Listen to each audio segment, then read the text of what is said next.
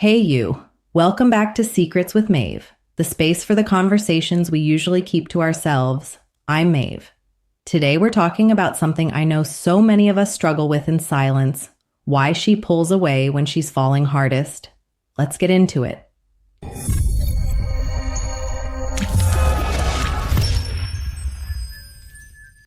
You think she's pulling away because she's losing interest. But what if the coldness you're panicking about right now is actually the clearest signal she's ever sent you that she's still deeply invested? Sit with that for a second, because everything you've been told about women going cold is wrong. Not slightly wrong, not a little off, completely catastrophically wrong. And the way you've been responding to it, the texting more, the pulling harder, the anxious checking of her social media at 2 a.m., that response is the exact thing pushing her further away from you, not closer. So if you're watching this right now because she's been distant, because the warmth is gone, because she went from texting you paragraphs to giving you one-word replies and you don't understand why, stay here. Don't click away, because in the next several minutes, I'm going to dismantle the story you've been telling yourself, and I'm going to replace it with something that actually serves you. And before we go further, if this channel has ever given you clarity on a situation that had you confused and spinning in your head, subscribe right now. Not for me, for you. Because you need a place that consistently tells you the truth, not what feels good to hear. And this is one of those places. Hit the button. Keep going. Here's the thesis. Here's what it really means when she goes cold on you. It means she's watching. It means she's testing. Not out of malice, not out of games, but out of a deep biological and psychological instinct to verify that what she's feeling is safe to feel. It means she's emotionally invested enough in you that she's afraid. And fear in a woman who has real feelings does not look like softness. It looks like distance. It looks like silence. It looks like a wall. That's called an emotional withdrawal response. And you need to understand it, because if you don't, you will fail the exact moment that actually mattered. Let's build this from the ground up. The misconception first. The story most men carry around is this: warmth equals interest and coldness equals loss of interest. Straight line. Simple math. She's into you, she's warm, she pulls back, she's done. And so when she goes cold, you start doing the math in your head. You start reviewing every conversation, every text, every moment, looking for where you messed up, where you said the wrong thing, where you lost her. You start performing, you start over-explaining, you start flooding her inbox with questions wrapped in jokes, wrapped in desperation. You stop trusting yourself. You stop being the man she was attracted to. You start being something smaller. That's the misconception playing out in real time. And it's destroying something that didn't need to be destroyed. Now, the hard truth, and listen carefully because this one stings, women do not emotionally withdraw from men they don't care about. They ghost men they don't care about. They become politely distant, professionally courteous, casually available, but never invested. That kind of cold is flat. It has no texture. There's no electricity underneath it. She's just gone. That's indifference. That's what actual disinterest looks like. But what you're dealing with, the cold that has tension in it, the silence that feels loaded, the short replies that still come, she's still responding. She just sounds different. The way she seems slightly irritated, slightly guarded, like something's happening inside her she's not saying out loud. That's not indifference. That has heat under the ice. That kind of cold is the byproduct of real emotion poorly managed. And here's what nobody tells you. Women are not always able to separate their feelings from their fears. When she starts to genuinely fall for you, and I mean really fall, not just enjoy your company, not just find you attractive, but start to depend on the way you make her feel, something shifts in her psychology. A kind of alarm goes off because now she has something to lose.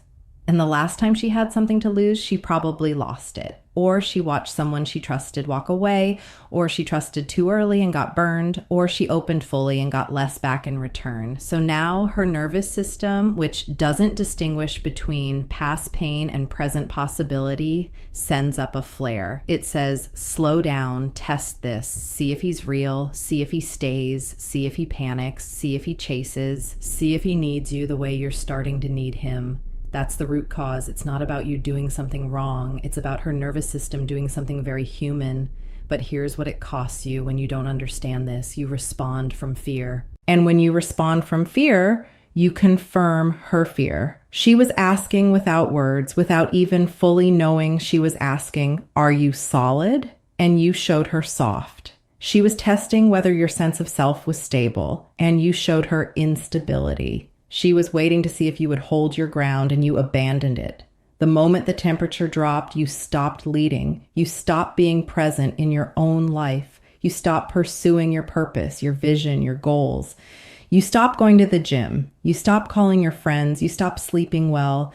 Everything narrows down to her, to the signal, to the response time, to the interpretation of a single emoji or the absence of one. That's called losing yourself. And the tragic irony is that the self she was attracted to is the very thing you bury the moment you feel her pulling back. You erase the evidence of why she liked you in the first place, and then you're confused about why she's not coming back. Here's the reframe, the one that changes everything if you actually let it land. Her coldness is not the verdict, it's the question. And the question is, who are you when I'm not warming you? Who are you when the validation dries up? Who are you when the good morning texts stop? Who are you when you're no longer getting the attention, the softness, the reassurance? Do you collapse? Do you beg? Do you spiral? Or do you stand up straighter? Fill your own cup and keep walking in the direction of your life with the same energy you had before she ever entered it? Because that's what she's watching for. Not whether you chase, whether you're solid. Now, let me show you what the man who passes this test actually looks like. Because you need a model, not just a concept. This man doesn't perform. He doesn't send the follow-up text 40 minutes after she left him on red, just to see if maybe this time she'll respond differently. He doesn't manufacture reasons to reach out. He doesn't engineer proximity. He reaches out when he genuinely wants to, not when anxiety tells him to. He can tell the difference between those two things. And that distinction is a discipline he has built over time. This man has a life that doesn't wait for her. He has a mission that matters to him. He has friendships that challenge him. He has a body he's building, a craft he's developing, a vision he's working toward, not to impress her, not to make her jealous, because those things are his and they were his before she came along, and they'll be his regardless of what she does next. That's not indifference, that's wholeness. This man understands that his emotional stability is not her responsibility to maintain. If she's cold today, he doesn't need her to be warm in order for his day to function. He can hold his own temperature. He can sit in uncertainty without it destroying his productivity, his peace, his posture. He can give her space without experiencing that space as abandonment because he's not abandoning himself in the meantime. This man communicates from clarity, not desperation. If enough time passes and he wants to address what's happening, he does it simply, directly, without drama. He says, I've noticed you seem distant. I want to understand what's going on. He's not accusatory. He's not apologetic. He's not performing sensitivity to earn her back. He's just honest. And then he listens. And then crucially, he lets her answer be what it is without immediately trying to fix or manage it. And here's what happens. Not always, but far more often than you'd expect. She softens, not because he broke down her wall, because he showed her the wall wasn't necessary. He showed her, without saying a word about it, that he was the kind of man worth opening back up to. That's the man. Now, here's what you actually do. First, you stop chasing the temperature. You stop monitoring how warm or cold she is and adjusting your energy accordingly. You stop making her emotional state the weather of your inner world. She's cold today, so you're cold. She's warm, so you're on top of the world. That's not connection. That's codependence. Break the pattern. Second, you redirect your energy back to your life immediately, not eventually, not after you've spent another 3 days analyzing the situation. Today, you call the friend you haven't spoken to in a month. You go back to the workout you've been skipping. You return to the project you put down when she started taking up all the space in your head. You do the thing you know you're supposed to be doing, not as a tactic, not as a strategy to make her miss you, as an act of self-respect, as a reclamation of yourself. Third, you give her the space without punishing her for needing it. This is the subtle one. Some men give space but do it resentfully. They go quiet but they're seething. They pull back, but they're waiting for her to notice and come running. That's not space. That's a silent ultimatum. True space is generous. It says, take what you need. I'm not going anywhere, but I'm also not standing at the door waiting. I'm living. Fourth, you decide on a time frame. Don't let ambiguity stretch indefinitely. If she's been cold for an extended period and you've already created space, you can reach out once simply, warmly, without pressure. You say what you mean and you mean what you say, and then you allow the silence to speak for itself. Because the man who says something real once and then waits without collapsing, that man communicates more strength than the man who sends 10 messages trying to crack the code. Fifth, and this is the one that requires the most courage, you accept the real possibility that her withdrawal is about something she hasn't told you yet. Maybe something happened in her life. Maybe she's processing something personal. Maybe she's trying to figure out her own feelings. Your job is not to solve it for her. Your job is to be the kind of consistent, grounded presence that she can come back to when she's ready, not the anxious variable she's trying to calculate, the constant. Now, let me close this with what I really need you to hear. You are not the problem. Your desire to understand is not weakness. The fact that you care enough about this to want to figure it out, that's not desperate. That's human. But the way you've been carrying it, the way you've been letting her silence write your story, the way you've been shrinking yourself down to fit into whatever space she'll allow you, that has to stop. Not because she doesn't deserve attention, because you deserve your own. You are not a supporting character in her emotional process. You are the main character in your own life. And when you start living like that fully, unapologetically, without needing her temperature to rise before you can feel warm, something shifts. You stop feeling desperate.